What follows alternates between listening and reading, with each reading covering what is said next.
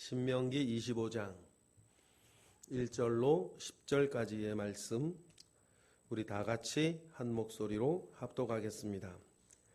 사람들 사이에 시비가 생겨 재판을 정하면 재판장은 그들을 재판하여 의인은 의롭다 하고 악인은 정죄할 것이며 악인에게 태형이 합당하면 재판장은 그를 엎드리게 하고 그 앞에서 그의 죄에 따라 수를 맞추어 때리게 하라.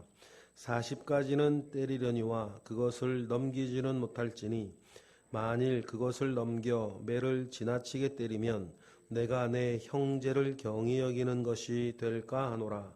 곡식 떠는 소에게 망을 씌우지 말지니라.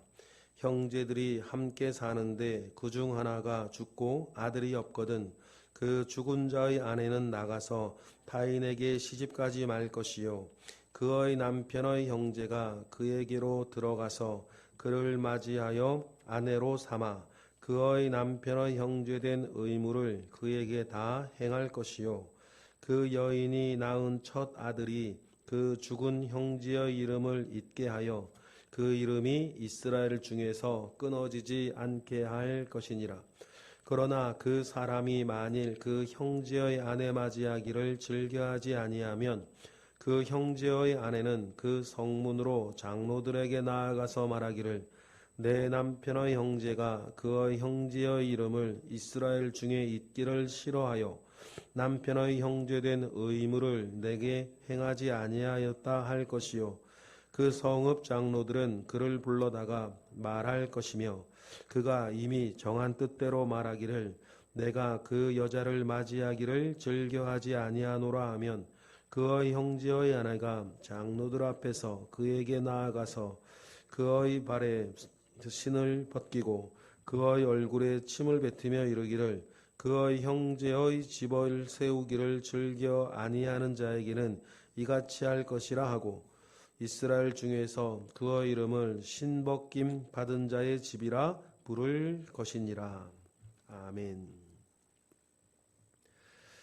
네, 어제의 본문과 오늘의 본문을 통해서 우리가 결코 잊지 말아야 할 하나의 관점이 있다 그러면 하나님께서 사람을 얼마나 귀히 여기시는가, 그 사람의 생명과 그 사람의 인격과 그 사람의 삶을 얼마나 중요하게 귀중하게 여기시는가를 우리가 잃지 않는 것입니다. 그러한 하나님의 마음을 담아 여러분 우리가 살아가야 할 줄로 믿어요. 말을 고분고분하게 하라는 뜻이 아니고 얌전, 착함, 이런 표리적인 문제를 말하는 게 아니라 그 마음 중심 가운데에 어떻게 사람 사랑하며 사는가, 얼마나 그 사람 속에서 하나님의 형상을 보고 그 사람으로 하여금 살게 하되 잘 살게 할 것인가. 여러분, 그것이 우리가 하나님의 마음으로부터 배워야 할 성품인 것입니다.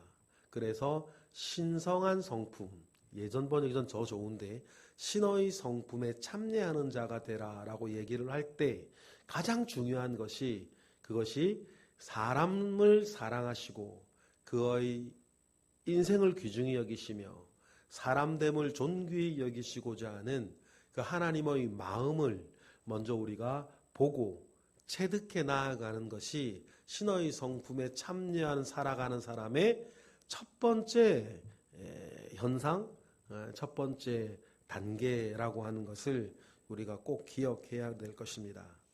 그러한 마음 가운데에서 하나님께서 그 사람의 삶을 지켜가기를 원하시는 그 마음을 담아 오늘과 같은 계명도 주셨는데, 첫 번째 우리 1절부터 3절까지는 사람의 어떤 잘못을 해서 벌을 주어야 할 때, 체벌할 때의 규정이 아니겠습니까? 그래 사람을 체벌할 때에는 우리가 제일 극악한 심판이라면 사형일 거고, 제일 가벼운 벌을 준다 그러면 벌금 정도일 거예요. 그죠? 보통 성경은 그런 어떤 가벼운 벌금을 이렇게 할 때 25% 정도를 더해서 되갚아 주는 정도를 얘기를 해요. 그러면 25% 정도 더해서 돌려주면 죄가 용서해 되는 20% 정도겠네. 5분의 1이니까요. 그 정도를 이렇게 더해서 주면 용서가 되는 가벼운 것도 있을 거예요. 그런데 이 세상의 모든 죄가 사형과 벌금으로 다 끝날 수 있는 죄는 아니고 그 사이에 어떤 죄가 있는 거예요. 우리나라도 보면 징역형 있는 것처럼 사형이나 과태료 외에 하면 징역도 있겠죠. 징역도 1년부터 몇 개월부터 몇십 년까지도 있을 거 아닙니까? 그러면 1절부터 3절의 내용은 뭐냐면 사형과 벌금 사이에 있는 이른바 태형에 대한 이야기예요. 때리는 것으로 벌을 주는 것인데 이 태형도 벌의 중함에 따라 대수가 달라지겠죠. 그때 어떻게 해야 될 것이냐를 이야기하는데 1절을 먼저 읽어보시면 면밀하게 이 죄가 어느 정도의 죄인지 공적으로 판단하는 것입니다. 감정적으로 개인적으로 하지 말고 1절 읽어볼까요? 시작. 사람들 사이에 시비가 생겨 재판을 청하면 재판장은 그들을 재판하여 의인은 의롭다 하고 악인은 정죄할 것이다. 그래서 여러분 잘못된 것은 잘못된 것이다 라고 일러주고 말하고 법을 세우는 문제도 굉장히 중요해요. 그래서 우리가 은혜와 사랑 가운데 용서하고 받아주고 기다려주고 하는 차원과 죄는 죄라 하고 의는 의라 하여서 무엇인가 법을 세워나가는 이것도 굉장히 중요한 문제죠. 이 둘 사이의 텐션 속에서 그때 우리가 어떻게 할 것이냐라고 하는 것을 결정해 나가는 것이 지혜의 문제 아니겠어요. 그래서 시비가 생겨서 재판장은 들어온 그 재판들을 면밀하게 판단을 해서 공적인 어떤 시스템 속에서 그 죄를 물을 것에 대해서 이야기를 합니다. 그래서 정죄가 되어진 사람은 2절처럼 하는데 2절 읽어보겠습니다. 시작. 악인에게 태형이 합당하면 재판장은 그를 엎드리게 하고 그 앞에서 그 죄에 따라 수를 맞추어 때리게 하는 거예요. 그래서 태형도 있는 것이죠. 요즘 학교에서도 때리는 일이 없다고 하지만 저희들 학창 시절 때는 학교에서 손바닥도 많이 맞고 종아리도 많이 맞고 엉덩이도 많이 맞고 그렇게 자랐어요. 죄에 따라 이스라엘도 그렇게 하라는 것이죠. 그런데 죄에 따라 때리면 되는데 옛날 고대 근동에 아시리아나 아니면 함무라비 법전 이런 데 보면 5대부터 500대까지 막 이렇게 있어요. 그런데 하나님께서는 누구에게 태형을 명한다 하더라도 40대까지로 딱 제한을 두세요. 3절이죠? 3절 읽어보겠습니다. 시작. 40까지는 때리려니와 그것을 넘기지는 못할지니 만일 그것을 넘겨 매를 지나치게 때리면 내가 내 형제를 경히 여기는 것이 될까 하노라. 이렇게 말씀하시는 거죠. 그래서 40까지 제한을 두십니다.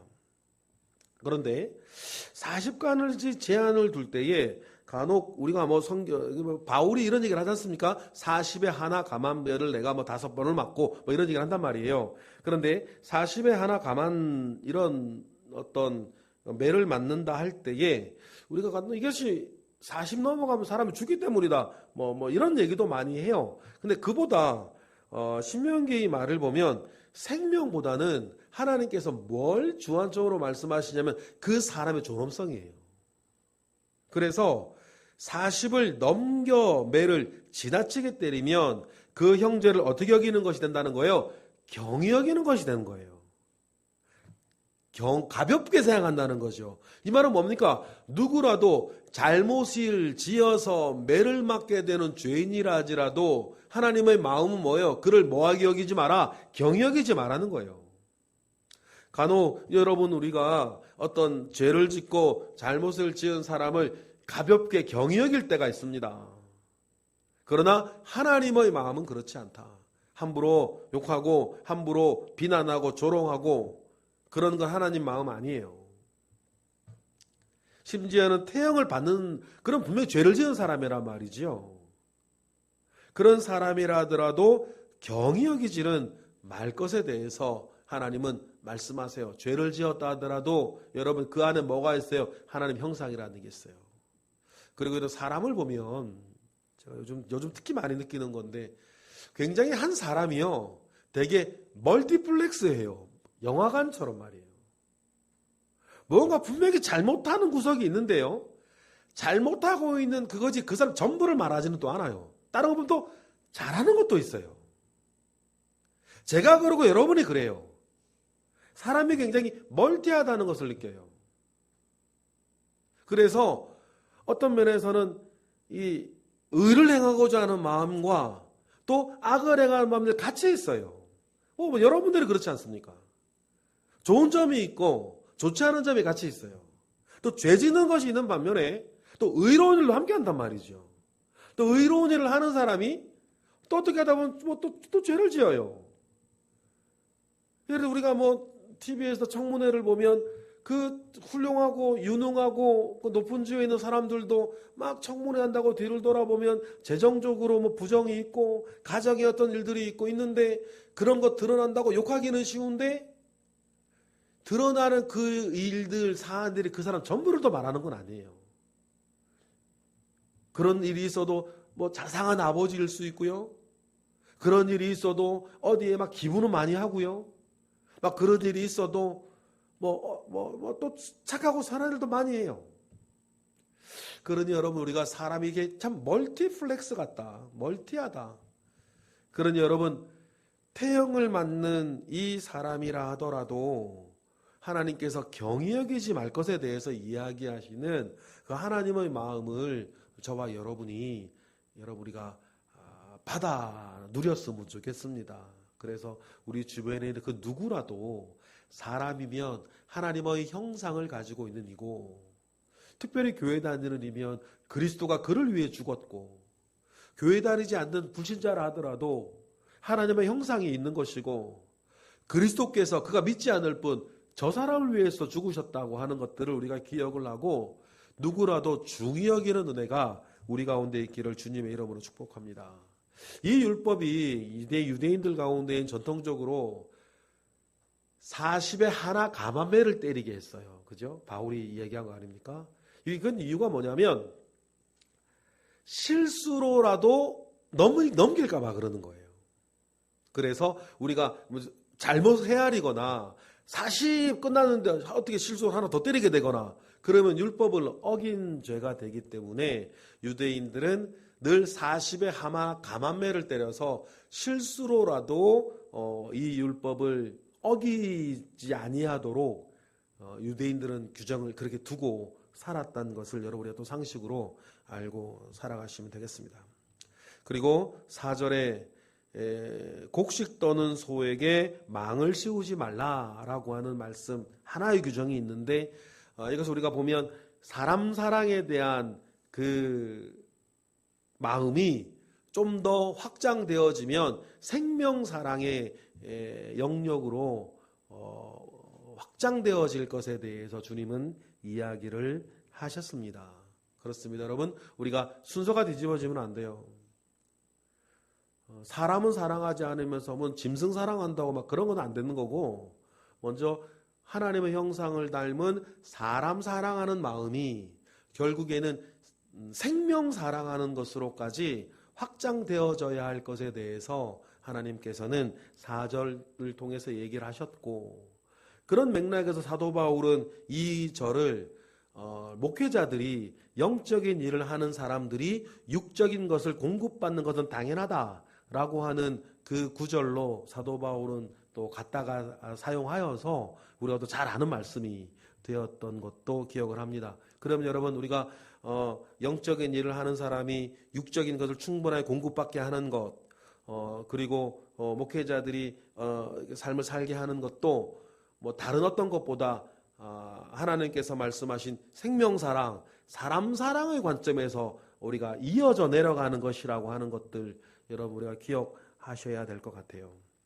그리고 5절부터는 유명한 고엘 제도에 대한 이야기, 계대 결혼이라고도 이야기하는 고엘제도 얘기입니다. 계대 결혼이라고 하면 대를 계주할 때 그건 거죠. 대를 이어가게 하는 결혼, 뭐 이런 이야기이기도 합니다.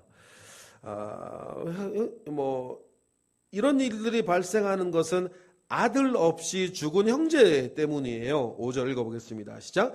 형제들이 함께 사는데 그중 하나가 죽고 아들이 없거든 그 죽은 자의 아내는 나가서 타인에게 시집가지 말 것이요 그의 남편의 형제가 그에게로 들어가 그를 맞이하여 아내로 삼아 그의 남편의 형제된 의무를 그에게 다 행할 것이다. 이렇게 얘기를 합니다.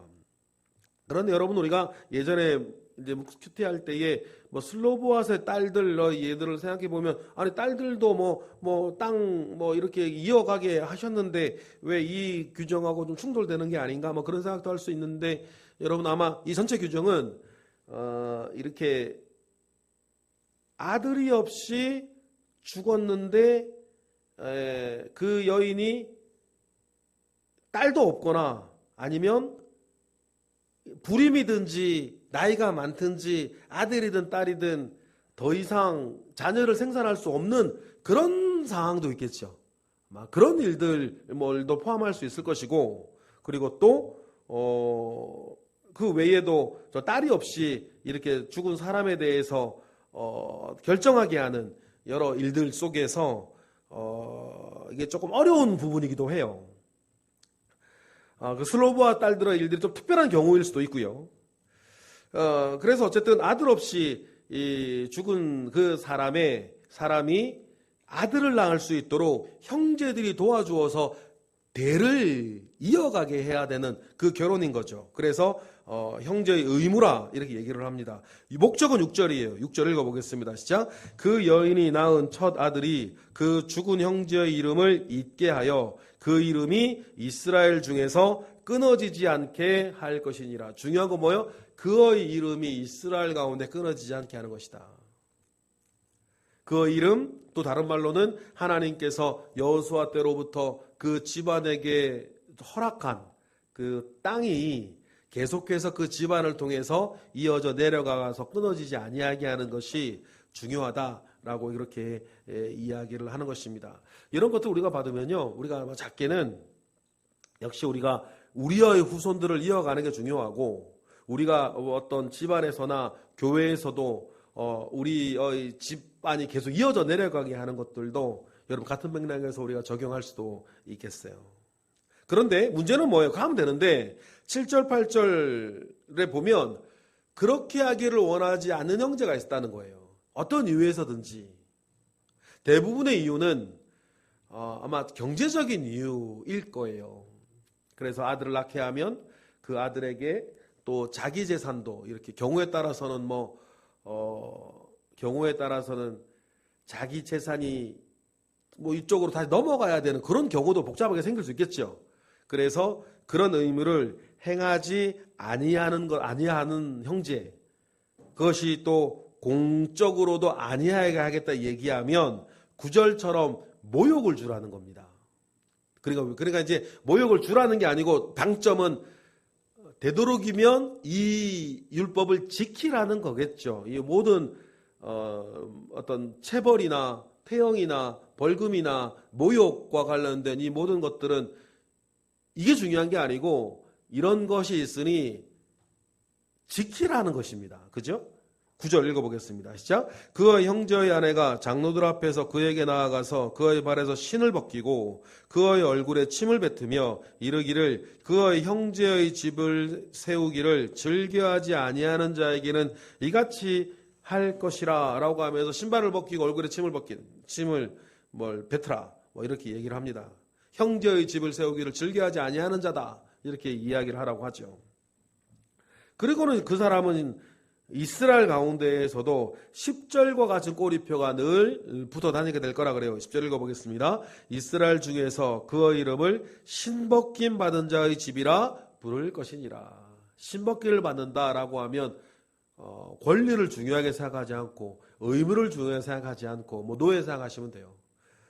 그리고 어떤 이유에서 대부분이 돈 문제일 텐데 돈 문제 때문에 형제나 다른 이런 부분들의 의무를 지키지 않는 구두쇠요, 이렇게 좋지 않은 모욕을 이렇게 주라고 이야기를 합니다. 그러니까 이런 모욕을 대대로 받고 싶지 아니하면 어떻게 하라는 것이에요?